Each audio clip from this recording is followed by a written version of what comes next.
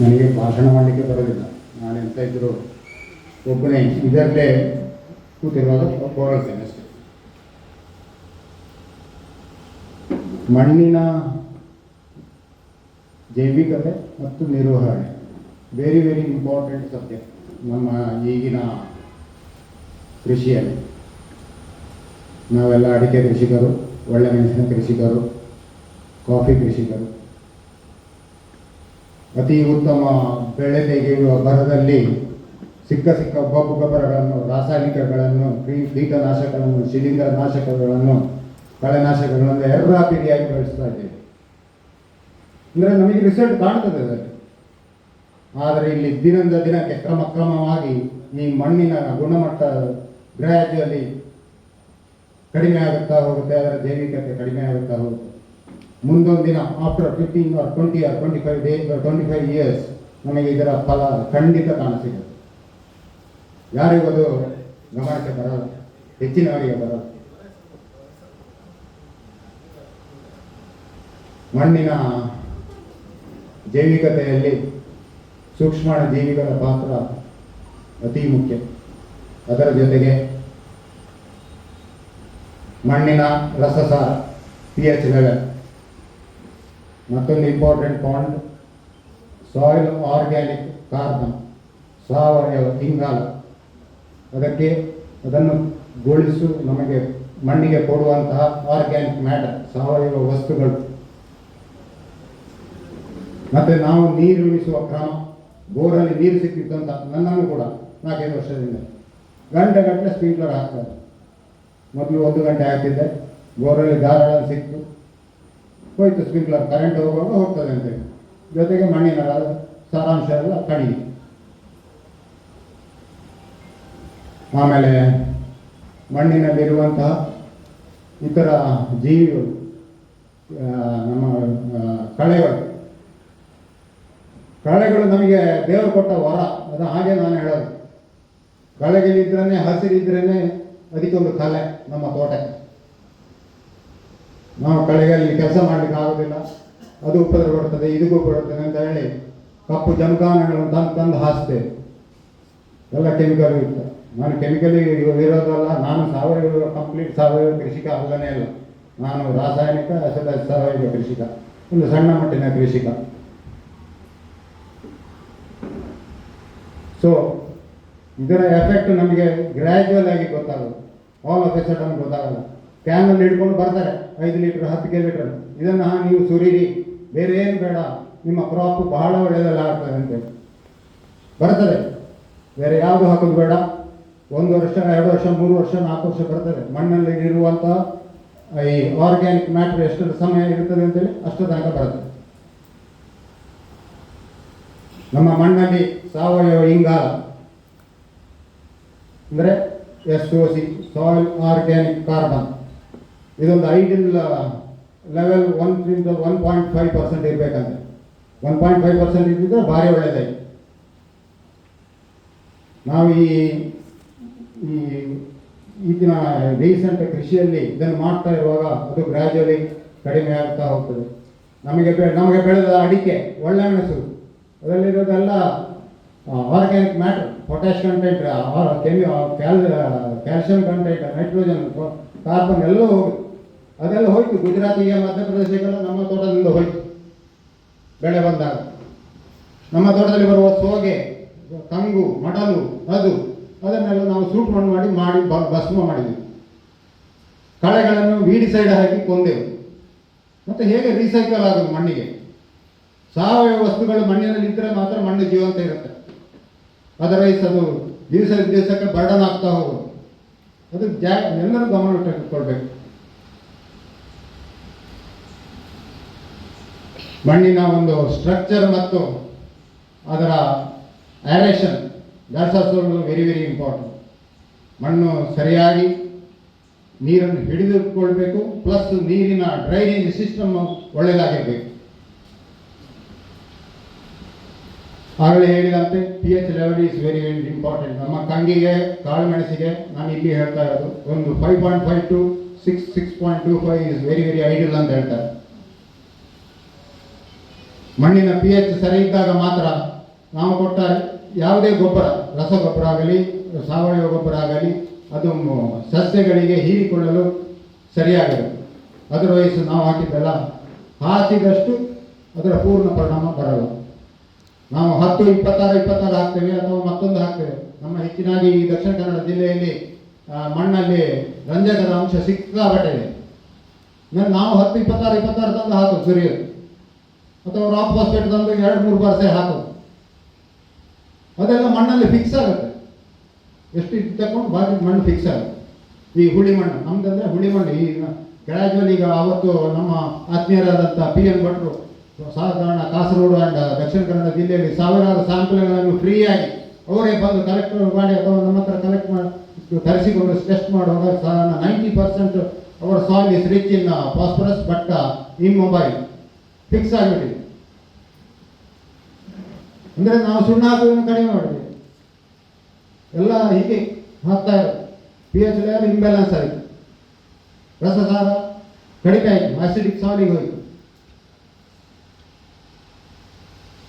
ಆಗ ಇದರ ಎಫೆಕ್ಟ್ ನಮಗೆ ಗೊತ್ತಾಗಲ್ಲ, ನಿಧಾನಕ್ಕೆ ಗೊತ್ತಾಗಲ್ಲ.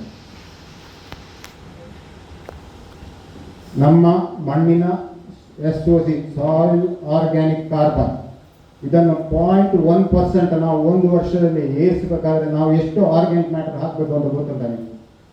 ನಮ್ಮ 1 ಎಕರೆ ಜಾಗೆಯಲ್ಲಿ 6 ಸೆಂಟಿಮೀಟರ್ ಅಂದರೆ 6 ಇಂಚು 15 ಸೆಂಟಿಮೀಟರ್ ಈ ಮಣ್ಣಿನಲ್ಲಿ 0.1% ಸಾವಯವ ಇಂಗಾಲವನ್ನು ಹಾಕಲು ನಾವು ಸಾಧಾರಣ minimum 25 to 35 tons of compost ಹಾಕಬೇಕು. ಯಾರು ಹಾಕ್ತೀರಿ? ನಾನು ಕೂಡ ಹಾಕಲ್ಲ. ಹಾಗಿದ್ರೆ ಮಾತ್ರ 1 ವರ್ಷಕ್ಕೆ 0.1% ಸಾಯಿಲ್ ಆರ್ಗ್ಯಾನಿಕ್ ಕ್ಯಾಂಪರ್ ಇನ್ಕ್ರೀಸ್ ಆಗುತ್ತೆ. ಅದನ್ನು ಆಗೋಲ್ಲ, ಮಾಡೋಕ್ಕೆ ಕಷ್ಟ, ಅದು ಆಗಲ್ಲ. ಏನೋ ಒಂದು ಕೋಳಿ ಇಟ್ಟಿರೋದಂತೂ ಅಥವಾ ಸ್ವಲ್ಪ ಯಾವುದೋ ಒಂದು ಫ್ಯಾಕ್ಟ್ ಆರ್ಗ್ಯಾನಿಕ್ ಮ್ಯಾಟರ್ ಅಂತ ಸಿಗ್ತದೆ ಅಂತ ತಂತು ಸ್ವಲ್ಪ ಹಾಕಿತ್ತು, ಬಾಕಿ ಎಲ್ಲ NPK ಹಾಕಿತ್ತು, ಕೊಬ್ಬೆ ನೋಡಿತ್ತು, ಮುಗೀತದೆ. 1-2 ವರ್ಷ 4 ವರ್ಷ ಈಲ್ಡ್ ಬರುತ್ತೆ.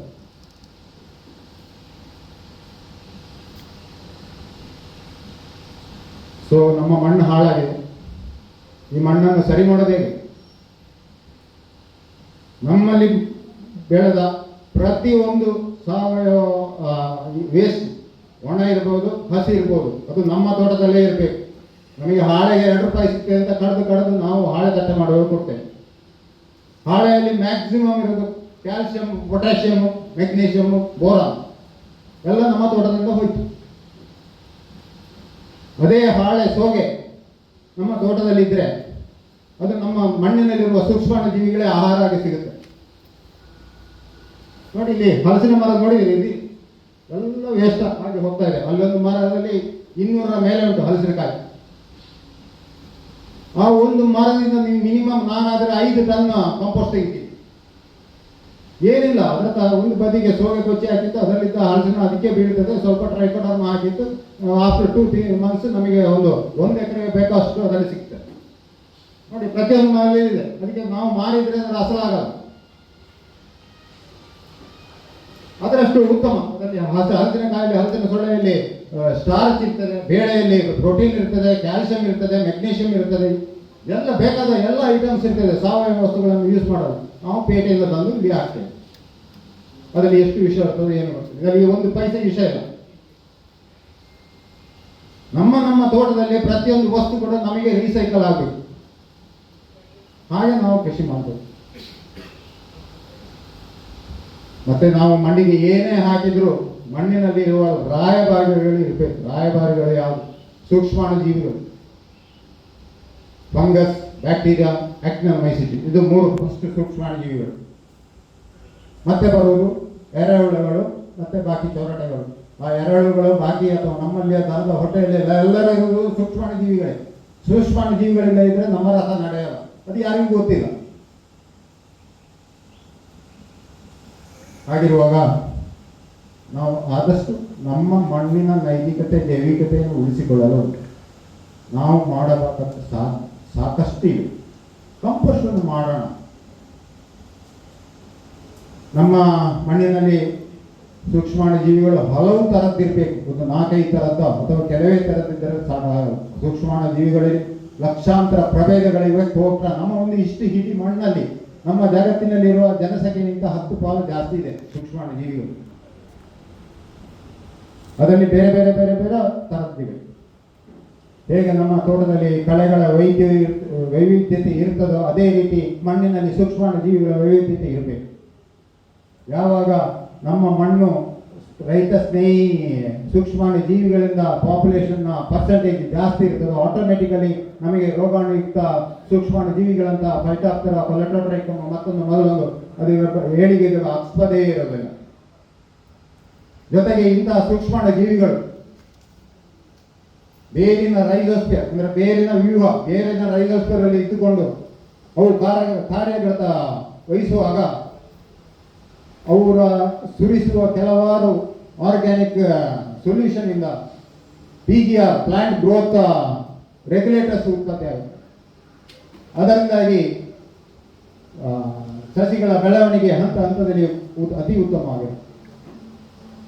ಇವುಗಳು ಸಾವಯವ ಇಂಗಾಲವನ್ನು ಕೊಡುವುದರ ಜೊತೆಗೆ ಮಣ್ಣಿನಲ್ಲಿರುವ ಸೂಕ್ಷ್ಮ ಪೋಷಕಾಂಶಗಳು ಎಲ್ಲ ಪೋಷಕಾಂಶಗಳು ಹಿಡಿದಿಟ್ಟುಕೊಳ್ಳಲು ತುಂಬ ಸಹಾಯಕಾರಿಯಾಗುತ್ತೆ. ನಮ್ಮ ಮಣ್ಣಿನಲ್ಲಿ ಆರ್ಗ್ಯಾನಿಕ್ ಮ್ಯಾಟರ್ ಜಾಸ್ತಿ ಇದ್ದ ಹಾಗೆ ಈಗ ಮಳೆಗಾಲದಲ್ಲಿ ಕೂಡ ಅದರ್ವೈಸ್ ನಮ್ಮಲ್ಲಿ ಮಲ್ಚಿಗಿಲ್ಲ, ಕಂಪೋಸ್ಟ್ ಗೊಬ್ಬರ ಇಲ್ಲ, ಬಾಕಿ ಯಾವುದು ಆರ್ಗ್ಯಾನಿಕ್ ಹಾಕಿಲ್ಲ. ನಾವೆಲ್ಲವೂ ಹಾಕಿರ್ತೇವೆ ಸಮ್ಮರ್ ಸೀಸನಲ್ಲಿ. ಮಳೆಗಾಲ ಬಂದಾಗ ಬರೋಣ ಬಿರುವ ಮಳೆಯ ಸ್ರವಿಕೆಗೆ ಕ್ಯಾಲ್ಸಿಯಂ ಅಂದರೆ ಇದೆಲ್ಲ cations, positive ions, calcium, magnesium, potassium ಇಂಥದ್ದೆಲ್ಲ ಬಹಳ ಬೇಗ ರೀಚ್ ಔಟ್ ಆಗಿ ಹೋಗುತ್ತೆ. ಈ ಮಣ್ಣಿನಲ್ಲಿ ಆರ್ಗ್ಯಾನಿಕ್ ಮ್ಯಾಟರ್ ಮತ್ತು ಆರ್ಗ್ಯಾನಿಕ್ ಕಾರ್ಬನ್ ಇದ್ದಾಗ ಅದೊಂದು ಚಿಲೇಟೆಡ್ ಆಕ್ಷನ್ ಕೊಡುತ್ತೆ, ಅದನ್ನು ಹಿಡಿದಿಟ್ಟುಕೊಳ್ಳುತ್ತದೆ. ಹಾಗೆ ಮಣ್ಣಿನಲ್ಲಿರುವ ಈ ಕಳೆಗಳ ಬೇರುಗಳ ವ್ಯೂಹ ಅದು ಕೂಡ ಅದೊಂದು ಈಗ ಕಾಡಲ್ಲಿ ಸವಕಳಿ ಕಡಿಮೆ ಯಾಕೆ, ದಟ್ಟ ಕಾಡಲ್ಲಿ ಬೇರುಗಳ ವ್ಯೂಹ ಮತ್ತು ಈ ಹ್ಯೂಮಸ್ ಸಾಯಿಲ್ ಅವೆಲ್ಲವನ್ನು ಹಿಡಿದಿಟ್ಕೊಳ್ತದೆ. ಅಂದರೆ ಅವರ ಸ್ಟ್ರಕ್ಚರ್ ಹಾಗಿರುತ್ತೆ, ಆ ರೀತಿ ಆಗಿರ್ಬೇಕು ನಮ್ಮ ಮಣ್ಣು. ಇದನ್ನು ಮಾತಾಡಲಿಕ್ಕೆ ತುಂಬ ಇದೆ, ಕೆಲವು ಪಾಯಿಂಟ್ಸ್ ನೆನಪಿಗೆ ಬರುತ್ತೆ, ಕೆಲಸ I am not A good ಆರೇಟರ್, ಕೆಲವು ಫ್ಲಾಶನ್ನು ಹೇಳ್ತಾ ಇದ್ದೇನೆ ಅಷ್ಟೇ. ಈಗ ನಾವು ಆಗ ಹೇಳಿದ ನಮ್ಮ ಸಾಯಿಲಲ್ಲಿ P ಫಿಕ್ಸ್ ಆಗಿದೆ ಅಂತ. P ಫಿಕ್ಸ್ ಅದನ್ನು ರಿಲೀಸ್ ಮಾಡಬೇಕು ನಾವು ಮತ್ತು ಈ 10, 26, 22 ಅಥವಾ ರಾಕ್ ಪರ್ಸೆಂಟ್ ಮದ್ದನ್ನು ಹಾಕಿದಾಗ ಮತ್ತಷ್ಟು ಫಿಕ್ಸ್ ಆಗೋದು. ಆದರೆ P ಇಲ್ಲದೆ ನಡೆಯುವುದಿಲ್ಲ. ಈ ಹೂ ಬಿಡುವಿಕೆಗೆ, ಕಾಳುಮೆಣಸಿನ ಹೂ ಬಿಡುವಿಕೆಗೆ ಫಾಸ್ಫರಸ್ ಇಸ್ ವೆರಿ ಇಂಪಾರ್ಟೆಂಟ್. ಅವಾಗ ನಾವು ಸ್ಪ್ರೇ ಮೂಲಕ ಕೊಡಬೇಕಾಗುತ್ತೆ. ಅದಕ್ಕೆ P ಸಾಲ್ಯುಬಲೈಸಿಂಗ್ ಅಂತ ಫಂಗಸ್ ಸಿಗುತ್ತೆ ಅಥವಾ ಬ್ಯಾಕ್ಟೀರಿಯಾ ಸಿಗುತ್ತೆ. ಆದರೆ ನಾವು ಬ್ಯಾಕ್ಟೀರಿಯಾ ಈ ಸುಡೋಮಾಸ್ ಬ್ಯಾಸಿಲಸ್ ಎಲ್ಲ ತಂದು ನಮ್ಮ ಮಣ್ಣಿಗೆ ನಾವು ಹಾಕ್ತಾ ಇದ್ದ ಕೃಷಿ ಡಿಪಾರ್ಟ್ಮೆಂಟ್ ಕೊಡ್ತಾರೆ, ನಮ್ಮ ಮಣ್ಣಲ್ಲಿ ವರ್ಕ್ ಆಗೋದಿಲ್ಲ. ಯಾಕೆಂದರೆ ನಮ್ಮ pH is 5. Bacteria pH efficient ಆಗಿ ವರ್ಕ್ ಆಗುತ್ತಿರುವುದು ಅದು 5.7/2 ಅಥವಾ ಅಬೌವ್ 6 ಬೇಕು, ಅವಾಗ ಮಾತ್ರ ಅದು ಎಫಿಷಿಯೆಂಟ್ ಆಗಿ ವರ್ಕ್ ಆಗುತ್ತೆ. Otherwise no. ಅವ್ರು ಹೇಳ್ತಾರೆ ಅಂತ ತಂದು ಇಲ್ಲಿ ಹಾಕಿದರೆ ಅದು ಹಾಗೆ ಇನ್ನರ್ ಸ್ಟೇಜಲ್ಲಿ ಇರುತ್ತೆ. ಹಾಗಿರುವಾಗ ನಮ್ಮ ಈ ಹುಳಿ ಮನೆಯಲ್ಲಿ ಫಂಗಸ್ ಬಹಳ ಒಳ್ಳೆಯದಾಗಿ ಕೆಲಸ ಮಾಡುತ್ತೆ. ನಾವೀಗ ಒಂದು ಆಗ ಅಲ್ಲಿ ಚಂದ್ರನ ತೋರಿಸಿದ್ರು, ಅವರ ಹಿಂಡಿಗೆ ಹಾಕಿ ಫಂಗಸ್ ಬಂದಿದೆ, ಅದು ಆಸ್ಪೆರಜಿಲಸ್ ಅಥವಾ ಪೆನ್ಸಿಲಿನ್ ಅಥವಾ ಅವರು ಆಲ್ರೆಡಿ ಟ್ರೈಕೋಡರ್ನ ಧಾರಾಳವಾಗಿ ಉಪಯೋಗಿಸಿದರೆ it may be A Trichoderma. ಈ ಆಸ್ಪೆರಜಿಲಸ್ ಫಂಗಸ್ ಕೂಡ P ಅನ್ನು ಬಹಳ ಒಳ್ಳೆ ರೀತಿಯಲ್ಲಿ ಸೊಲೈಬ್ಯೂಸ್ ಮಾಡಿಕೊಡ್ತದೆ. ಜೊತೆಗೆ ಇನ್ನೊಂದು ವೆರಿ ನಮ್ಮ ರೈತ ಸ್ನೇಹಿ ಫಂಗಸ್ ಅಂದರೆ ಮೈಕೋರೈಜಮ್, ವೆಸಿಕ್ಯುಲರ್ ಆರ್ಬಿಸ್ಕ್ಯುಲರ್ ಮೈಕೋರೈಜಮ್. ಇದು ನಾವು ಹಲವಾರು ಯೂಟ್ಯೂಬ್ಗಳಲ್ಲಿ ನುರಿತವರೆಲ್ಲ ಹೇಳ್ತಾರೆ, ಡ್ರಮ್ಮಿಗೆ ತಂದು 20 ದಿವಸ ಹಾಕಿ ಬೆಲ್ಲ ಮತ್ತು ಹುಡಿ ಹಾಕಿ ಅದನ್ನು ಮಲ್ಟಿಪ್ಲೈ ಮಾಡಿ ಹಾಕಿ. Completely wrong. Mycorrhiza cannot be multiplied like that. Mycorrhiza ಅದೊಂದು ಸಿಂಬಯೋಸಿಸ್ ಫಂಗಸ್. ಅದು ಬೇರಿನ ಒಳಗೆ ಮತ್ತು ಹೊರಗೆ ಇದ್ದುಕೊಂಡು ಬೇರಿನ ಸಸ್ಯಗಳ ಜೊತೆಗೆ ಸಂಪರ್ಕ ಇದ್ದರೆ ಮಾತ್ರ ಅದು ಮಲ್ಟಿಪ್ಲೈ ಆಗುತ್ತೆ. ಅದು ಬಹಳ ಒಳ್ಳೆ ರೀತಿಯಲ್ಲಿ ನಮ್ಮ ಮಣ್ಣಲ್ಲಿ ಫಿಕ್ಸ್ ಆದಂಥ ಫಾಸ್ಫರಸ್ ಅನ್ನು ರಿಲೀಸ್ ಮಾಡುತ್ತೆ. ಜೊತೆಗೆ ನಮ್ಮ ಕಾಳುಮೆಣಸಿಗೆ ಬರುವಂತಹ ಈ ನಿಮೆಟೋಡ್ ಅಟ್ಯಾಕ್ ಅನ್ನು ಸಮರ್ಥವಾಗಿ ಎದುರಿಸುತ್ತೆ. ಅದು ಮೈಕೋರೈಜಾ ರೂಟಲ್ಲಿ ಇದ್ದರೆ ನಿಮಗೆ ನಿಮೆಟೋಡ್ ಅಟ್ಯಾಕ್ ಆಗಲ್ಲ. ಈವನ್ ಮಿಲಿಬಗ್ ಕೂಡ ದೂರ ಹೋಗುತ್ತೆ. ಮತ್ತೆ ನಾವು ಸಿಕ್ಕ ಅಲ್ಲಿ ವಿಜ್ಞಾನಿಗಳು ಹೇಳಿದರು, ಮತ್ತೊಬ್ಬರು ಹೇಳಿದರು ಅಂತ ಹೇಳಿ ಲಾಟ್ ಆಫ್ ಕೆಮಿಕಲ್ಸ್ ಇನ್ಸೆಕ್ಟಿಸೈಡ್ ತಂದು ಸುರಿತೇವೆ ಒಳ್ಳೆ ಮೆಣಸಿನ. That is completely unwarranted. ನಾವು ಕೃಷಿಯನ್ನು ಪ್ಲಾನ್ ಮಾಡಬೇಕು. ಈಗ ಒಳ್ಳೆ ಮೆಣಸಿ ಈಗ ಮಳೆಗಾಲದ ಸಮಯ, ಹೂ ಬಿಡುವ ಸಮಯ, ಫರ್ಟಿಲೈಸರ್ ಎಲ್ಲವೂ ಬೇಕು. ಜೊತೆಗೆ ಅದರ ರೋಗವನ್ನು ತಡೆಗಟ್ಟುವ ಕೆಲಸ ನಮ್ಮ ಈಗಲಿಂದಲೇ ಸ್ಟಾರ್ಟ್ ಮಾಡಿದರೆ ನಮಗೆ ಮಳೆಯ ವೇರಿಯೇಷನ್ ಬರುವ ಕಷ್ಟವನ್ನು ತಡೆಯುತ್ತಾರೆ. ಅವಾಗ ಏನು ಮಾಡಬೇಕು? ಸಾಧಾರಣ ಮೇ ತಿಂಗಳಲ್ಲಿ ಫಸ್ಟ್ ರೈನಿಗೆ ಸಾಕಷ್ಟು ಕಾಂಪೋಸ್ಟ್ ಗೊಬ್ಬರ ಕೊಡಬೇಕು. ಮಿನಿಮಮ್ ಒಂದು 10 ಕಿಲೋ. ಅದು ಸಾಧ್ಯ ಇಲ್ಲ ಇದ್ದರೆ ಅಟ್ಲೀಸ್ಟ್ 1 ಕಿಲೋ ಆದರೂ ಕೈಬೇವಿನ ಒಳ್ಳೆ ಕ್ವಾಲಿಟಿ ಕೈಬೇವಿನ ಹಿಂಡಿ, ಇದು ಸಾವಯವ ಕೈಬೇವಿನ ಹಿಂಡಿ. ಅದರ ಜೊತೆಗೆ ನಾವು ಟ್ರೈಕೋಡರ್ಮ ಕೊಟ್ಟಾಗ ಟ್ರೈಕೋಡರ್ಮ ಮತ್ತು ಕೈಬೇವಿನ ಹಿಂಡಿ ಅದನ್ನು ಅಷ್ಟು ಒಳ್ಳೆ ರೀತಿಯಲ್ಲಿ ಕಾಂಬಿನೇಷನ್ ಡೆವಲಪ್ ಆಗುತ್ತೆ. ಆ ಮೇ ತಿಂಗಳಲ್ಲಿ ಅದು ಒಳ್ಳೆ ರೀತಿಯಲ್ಲಿ ಅಲ್ಲಿ ಬೆಳೆದು ಸರಿ ಸೆಟ್ ಆಗುತ್ತೆ. ಮತ್ತು ಕೈಬೇವಿನ ಹಿಂಡಿ ಕೊಡುವುದರಿಂದ ಈ ಮಿಲಿಬಗ್ ಮತ್ತು ನ್ಯೂಮೆಟೋಡ್ ಕೂಡ ದೂರ ಉಳಿಯುತ್ತೆ. ಮಿಲಿಬಗ್ಗೆ ವೆರಿ ವೆರಿ ಎಫೆಕ್ಟಿವ್ ಕೈಬೇವಿನ ಹಿಂಡಿ. ಇದು ಅಲ್ಲಿ ಬೇರೆದು ಕೈಬೇವಿನ ಟ್ರೈಕೋಡರ್ಮ ಅಲ್ಲಿ ಡೆವಲಪ್ ಆಗಿರುತ್ತೆ. ಸಪೋಸ್ ನಾನು ಮೈಕ್ರೋರೈಸರ್ ಕೊಡ್ತೇನೆ, ಮೈಕ್ರೋರೈಸರ್ ನಾವು ಕೊಟ್ಟಿರ್ತೀವಿ. ಮಳೆಗಾಲ ಶುರುವಾಯಿತು, ಒಳ್ಳೆ ಬಂತು ಅಂತ ಹೇಳಿ ನಾವು ಈ ಕಾಪರ್ ಬೇಸ್ಡ್ ಫಂಜಿಸೈಡ್ ಅನ್ನು ಡ್ರೆಂಚ್ ಮಾಡಿ ಹೇಳ್ತಾರೆ. ಧಾರಾಳ ಡ್ರೆಂಚ್ ನಾವು ಮಾಡಿದ ಪ್ರಯತ್ನ ಎಲ್ಲ ವೇಸ್ಟ್. ಮತ್ತೆ ಹಾಗಿದ್ರೆ ನಾವು ಇಂಥದ್ದನ್ನು ಯೂಸ್ ಮಾಡ್ಬೋದು, ಯಾಕೆ ಮಾಡ್ಬೋದು? ಅದಕ್ಕೆ ಹೋಗ್ಬೋದು.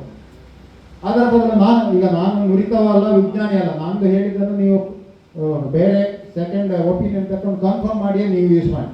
ನಾನು ತುಂಬಿದ ಕೊಡ ಅಲ್ಲ, ತುಂಬಿದ ಕೊಡ ತುಳುಕುದಿಲ್ಲ ಅಂತೆ, ನಮ್ಮದು ತುಳುಕ್ತದೆ, ಬಳ ಇರ್ತದೆ. ಆಗ ನಾನು ಯೂಸ್ ಮಾಡೋದು ಪೊಟ್ಯಾಷಿಯಂ ಫಾಸ್ಫನೇಟ್. ಪೊಟ್ಯಾಷಿಯಂ ಫಾಸ್ಫನೇಟ್ ಅದರಿಂದ ವಿಷ ಅಲ್ಲ. ನಾವೀಗ ಬೇರೆ ಬೇರೆ ಟ್ರೇಡ್ ನೇಮಲ್ಲಿ ಬರುತ್ತೆ, ಬಯೋಫೈಟ್ ಬರುತ್ತೆ, ಅಕೋಮಿನ್ 40 ಬರುತ್ತೆ, ಸಂಚಾರ್ 40 ಬರುತ್ತೆ, ಹಾಗೆ ಥರದ್ದು ಬರುತ್ತೆ. ಇದನ್ನು ಸ್ಪ್ರೇ ಕೊಡೋದು ಅಥವಾ ಈವನ್ ಅದನ್ನು ಡ್ರೆಂಚ್ ಮಾಡಿದ್ರು ಈ ಟ್ರೈಕೋಡರ್ಮಕ್ಕೆ ಅಥವಾ ಮೈಕ್ರೋರೈಸರ್ಗೆ ಯಾವ ರೀತಿಯ ತೊಂದರೆ ಕೊಡೋದು. ಕಳೆದ 4 ವರ್ಷದಿಂದ ಸತತವಾಗಿ ಈ 2 ವಿಧಾನದಿಂದ ನಾನು ಮಾಡಿಸ್ತಾ ಇದ್ದೇನೆ. ನನ್ನಲ್ಲಿ ಫೈಟಾಪುರದ ತೊಂದರೆ ಆಲ್ಮೋಸ್ಟ್ ನಿಲ್ ಬರುತ್ತೆ. ಇಲ್ಲಿ ಕೆಲಸದವರಿಗೆಲ್ಲ ಉದಾಸೀನ ಮಾಡ್ತಾರೆ, ಕರಕರ ಇರಬೇಕಾದ್ರೆ ಅದು ಹೋಗುತ್ತೆ. ಮತ್ತು ನನ್ನದು ಕೊಳಕೆ ತೋಟದಲ್ಲಿ ಇದ್ದಾಗ ಈ ಎಲೆಗಳಿಗೆ ಬರುವಂಥ ಕಪ್ಪು ಚುಕ್ಕೆ, ಅಂದರೆ 2-3 ದಿವಸ ಮಳೆ ಸತತ ಬಂದರೆ ಎಲೆಗಳೆಲ್ಲ ರೌಂಡ್ ಕಪ್ಪಾಗಿ ಬಾಲ್ ಆಗ್ತದೆ, ಕಾಂಟ್ರೋಲ್ ಮಾಡೋಕ್ಕೆ ಆಗಲ್ಲ. ಇದು 3 ವರ್ಷದಿಂದ ಇಲ್ಲವೇ ಇಲ್ಲ. ಕಳೆದ ವರ್ಷ ಒಂದು 2 ಸಸಿಗೆ ಮಣ್ಣಿಗೆ ತಾಗಿದ್ದಕ್ಕೆ ಒಂದು 2 ಸಸಿ ಬಂದಿದೆ. ಈ ಪೊಟ್ಯಾಷಿಯಂ ಫಾಸ್ಫನೇಟ್ ನಾವು ಎಲೆಗಳ ಅಡಿಗೆ ಭಾಗಕ್ಕೆ ಮತ್ತು ರೂಟ್ ಝೋನ್ನ ಕಾಂಡ ಅಷ್ಟು ಟಚ್ ಆಗುವಲ್ಲಿ ಈ ಹಾಕಬೇಕು ಅಂತಿಲ್ಲ, ಜಸ್ಟ್ ಟಚ್ ಆಗುವಲ್ಲಿ ಒಮ್ಮೆ ಹಿಡಿದ್ರೆ ಸಾಕು. ಡ್ರೆಂಚ್ ಮಾಡುವ ನಾನು ಮಾಡಬೇಕು, ತುಂಬ ಎಫೆಕ್ಟಿವ್. ನೀವು ಮಾಡಿ ನೋಡಿ, ಒಂದು 100 ಮರಕ್ಕೆ ಮಾಡಿ ನೋಡಿ, ಬಾಕಿ ವಿಜ್ಞಾನಿಗಳಾಗಿ ಮಾಡಿ, ಅವರು ಹೇಳಿದಾಗೆ ಮಾಡಿ. Very very effective. ಮತ್ತೆ ನೀವು ಜುಲೈ ತಿಂಗಳಲ್ಲಿ ನೀವು ಅಡಿಗೆಗೆ ಕೊಡುವಾಗ ಮೆಣಸಿನ ಬಳ್ಳಿಗೆ ಬೋರ್ಡು ಅಥವಾ ನೀವು ಯಾವುದು ಕೊಡ್ತೇನೆ ಎಲೆಗಳಿಗೆ ಮಾತ್ರ ಸ್ಪ್ರೇ ಮಾಡಿ. ಎಲೆಗಳಿಗೆ ಮತ್ತು ಇದು ಟಚ್ ಆಗೋ ಭಾಗಕ್ಕೆ ಕ್ರೌನ್ ಪೋರ್ಷನ್, ಅಂದರೆ ಈ ಸ್ಟೆಮ್ಮಿನ ಮಣ್ಣಿಗೆ ತಂದು ತಾಗಿ ಅಲ್ಲಿಂದ ಮತ್ತೆ ಬಿಸಿಲು ಹೊಡೆಯುತ್ತಲ್ಲ ಎಲ್ಲ ಕಡೆ, ಇಲ್ಲಿಗೆ ಕೊಟ್ಟರೆ ಸಾಕು. ಇಲ್ಲೆಲ್ಲ ಕೊಡೋದು ಅಗತ್ಯ ಇಲ್ಲ. ನೀವು ಇಲ್ಲಿ ಕೊಟ್ಟ ಕೂಡಲೇ ಮೈಕ್ರೋ ಆರ್ಗ್ಯಾನಿಸಮ್ಸ್ ಎಲ್ಲ ಸಾಯಿತು.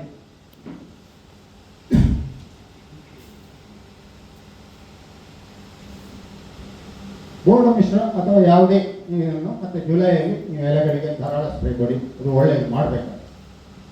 ಯಾವುದೇ ಕೆಮಿಕಲ್ ಅನ್ನು ಇಮಿಡಾಗಲಿ, ಈಗ ನಾವು ಮಿನಿಗ್ ಬಗ್ ಬಂತು, ನಿಮೆಟೋಡ್ ಬಂತು ಅಂತೇಳಿ ಇಮಿಡಾ ಇನ್ಸೆಕ್ಟಿಸೈಡ್ ಅಥವಾ ಕರಾಟೆ ಅಥವಾ ಯಾವುದೋ ಮತ್ತೊಂದು ಬಂದು ಡ್ರೆಂಚ್ ಮಾಡಿ ಏನಾದ ನಮ್ಮ ಫಂಗಿಸೈಡ್ಗಿಂತಲೂ ಈ insecticide more harmful for this micro organism. ನೀವು ಅದನ್ನೆಲ್ಲ ಹಾಗೆ ಡ್ರೆಂಚ್ ಮಾಡುವ ಈ ಕಡಿಮೆ ಮಾಡ್ತಿದ್ರೆ ಇಂಥದ್ದಕ್ಕೆ ನೀವು ಹೋಗಲೇಬೇಡಿ, ವೇಸ್ಟ್ ಅದು. ಹಾಗೆ ಮತ್ತೆ ಮಿಲಿಬಗ್ಗು ಕೂಡ ನಿಮೆಟೋಡ್ ಇಂಥದ್ದುಗಳಿಗೆ ಕೂಡ ಫಂಗಸ್ ಇದೆ.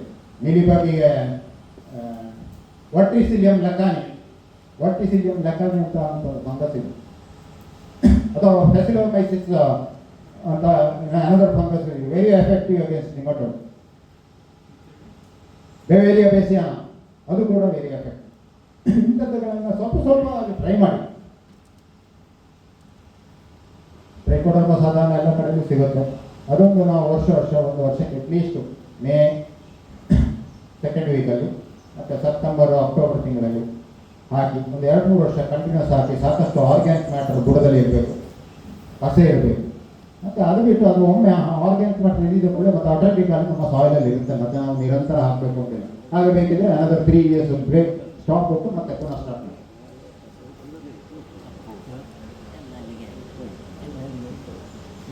ಮತ್ತೆ pH ಲೆವೆಲ್ ನಾವು ಆಗ ಹೇಳಿದಾಗ ಮೇಂಟೈನ್ ಮಾಡಬೇಕಾಗುತ್ತೆ, ಸುಣ್ಣ ಕೊಡಬೇಕಾಗುತ್ತೆ. ಇಲ್ಲಿ ನಮ್ಮ ಸಬ್ ಕೇಂದ್ರ ಏರಿಯಾದಲ್ಲಿ ವೆರಿ ಇಂಪಾರ್ಟೆಂಟ್. ಫಸ್ಟಿಗೆ ಸುಣ್ಣ ಕೊಡೋದು, ಆಮೇಲೆ ಸೆಪ್ಟೆಂಬರ್ ಅಕ್ಟೋಬರ್ದಲ್ಲಿ ಡೊಲೊಮೈಟ್ ಕೊಡೋದು, ಇದು ನನ್ನ ಪರಿಪಾಠ ಮಾಡಬೇಕಾಗುತ್ತೆ. ಅದನ್ನು ಇದರಿಂದ ಆಗಲ್ಲ, ಎಲ್ಲೋ ಆಗಲ್ಲ. ಆದರೆ ಸಾಕಷ್ಟು ಆರ್ಗ್ಯಾನಿಕ್ ಮ್ಯಾಟರ್ ಇಟ್ಟುಕೊಂಡು ಮಣ್ಣಿನ ಜೈವಿಕತೆಯನ್ನು ನಾವು ಸದಾ ಮೇಂಟೈನ್ ಮಾಡಿದರೆ ನಮಗೆ ನಮ್ಮ ಮಣ್ಣು ಅಕ್ಷಯ ಪಾತ್ರದಲ್ಲಿ ಧರಿಸಿ ನೋಡ್ತಾವೆ ಅಷ್ಟೇಳಿ ನಾನು